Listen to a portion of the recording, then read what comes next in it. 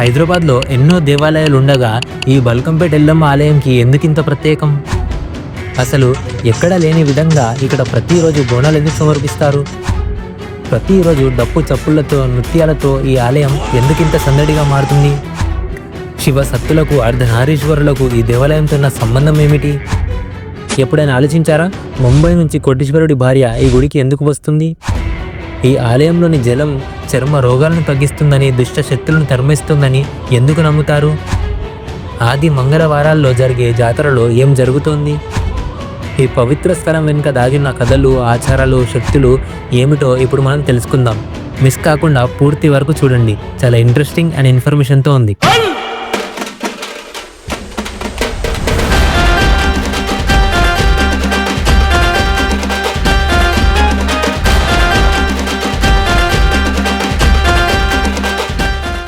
తెలంగాణ అంటేనే ఒక ప్రత్యేకం. అందులో గ్రామ దేవతల ఆరాధన అనేది ఇక చెప్పని అవసరమే లేదు. ఎల్లమ్మ, పోచమ్మ, మైసమ్మ, మహంకాళి వంటి దేవతలు గ్రామస్తులకు రక్షణగా ఉంటారని భక్తుల విశ్వాసం. ఈ దేవతల ఆలయాలు మన సంస్కృతికి పునాదులు. గోల్కొండ, సికింద్రాబాద్, లాల్ దర్వాజా, బోనాలు ఎంత ప్రసిద్ధమో అంతే ప్రాచీన చరిత్ర కలిగింది బల్కంపేట ఎల్లమ్మ ఆలయం. హైదరాబాద్ నగరం ఏర్పడక ముందే ఈ ప్రాంతంలో కొన్ని వందల సంవత్సరాల క్రితం నిర్మితమైంది అన్న ఈ విషయం మీలో ఎవరికైనా ముందే తెలుసా? అయితే కమెంట్లో చెప్పండి.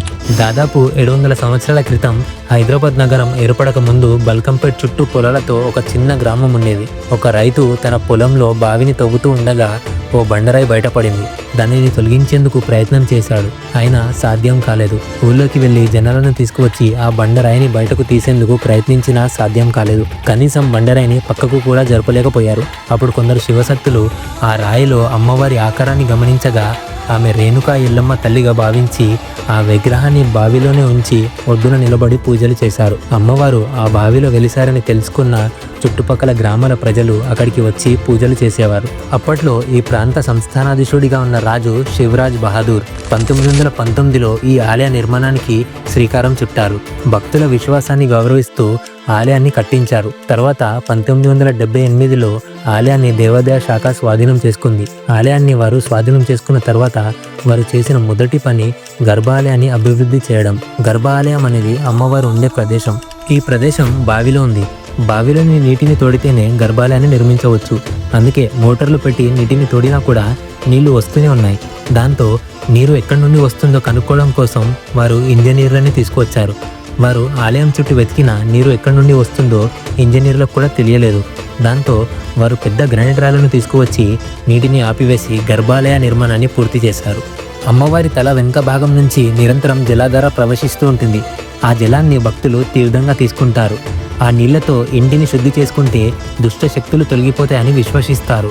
ఈ జలాన్ని నీళ్ళల్లో కలుపుకొని స్నానం చేస్తే చర్మ వ్యాధులు సహా అనారోగ్య సమస్యలు మాయమవుతాయని భక్తులు నమ్ముతారు.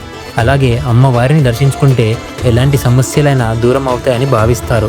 బల్కంపేట ఎల్లమ్మ ఆలయం కేవలం సామాన్య భక్తులకు మాత్రమే కాదు, దేశంలోని ప్రముఖ వ్యక్తులను కూడా ఆకర్షిస్తుంది. ప్రముఖ Reliance foundation chairperson Nita Ambani ఈ ఆలయానికి ₹1 కోటి విరాళం అందించారు. ఆమె హైదరాబాద్ వచ్చిన ప్రతిసారి ఈ ఆలయాన్ని సందర్శిస్తారు. బాలీవుడ్ నటి మృణాల్ ఠాకూర్ కూడా తన సినిమా ది ఫ్యామిలీ స్టార్ రిలీజ్కి ముందు ఇక్కడ పూజలు చేశారు. పిలిస్తే పలికే దైవంగా ప్రసిద్ధిగాంచిన ఎల్లమ్మ దేవిని రేణుకాదేవి, జలదుర్గ అని కూడా పిలుస్తారు.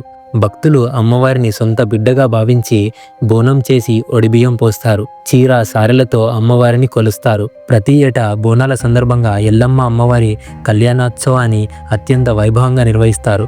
ఆషాఢ మాసం తొలి మంగళవారం నాడు అమ్మవారికి కళ్యాణం నిర్వహించడం ఆచారంగా వస్తుంది. ఎల్లమ్మ తల్లికి మహాదేవ శివయ్యతో ఆలయ పండితులు కళ్యాణం నిర్వహిస్తారు.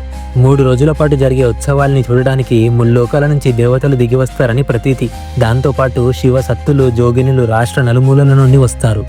ఈ సందర్భంగా రాష్ట్ర ప్రభుత్వం అమ్మవారికి పట్టు వస్త్రాలు సమర్పిస్తుంది. ఈ కళ్యాణం చూసేందుకు పెద్ద సంఖ్యలో భక్తులు తరలి వస్తారు. అమ్మవారి కళ్యాణాన్ని కళ్ళారా చూసిన వారి కోరికలు ఏడాది తిరక్క ముందే నెరవేరుతాయని భక్తుల విశ్వాసం. అంతేకాకుండా ప్రతి ఆది మంగళ అమ్మకు అత్యంత ప్రీతిపాత్రమైన రోజులు కనుక ఆ రోజుల్లో వేల సంఖ్యలో భక్తులు వచ్చి అమ్మవారిని దర్శించుకుంటారు. అందుకే బల్కంపేట ఎల్లమ్మ ఆలయం సాధారణ దేవాలయం కాదని ఇప్పుడైతే మనందరికీ అర్థమైంది. ప్రతి బోనంలో భక్తి, ప్రతి జలాధారలో శ్రద్ధ, ప్రతి బాటలో అమ్మవారి అనుగ్రహం. ఈ ఆలయం కేవలం ఒక పుణ్యక్షేత్రం మాత్రమే కాదు, భక్తుల కోరికలను తీర్చే, మనసుకు శాంతిని పంచే ఒక దివ్యమైన శక్తి కేంద్రం. ఎల్లమ్మ తల్లి జలదుర్గగా, సకల జీవరాశులకి తల్లిగా మనల్ని కాపాడుతూ మన కలలను నిజం చేస్తుంది. మీరు ఈ ఆలయాన్ని సందర్శించిన అనుభవం ఉంటే లేదా ఈ వీడియో మీకు ఎలా అనిపించిందో కమెంట్స్లో తప్పకుండా షేర్ చేయండి. అలాగే మా ఛానల్ని సబ్స్క్రైబ్ చేసి లైక్ చేయడం మర్చిపోవద్దు. జై ఎల్లమ్మ తల్లి. Thank you.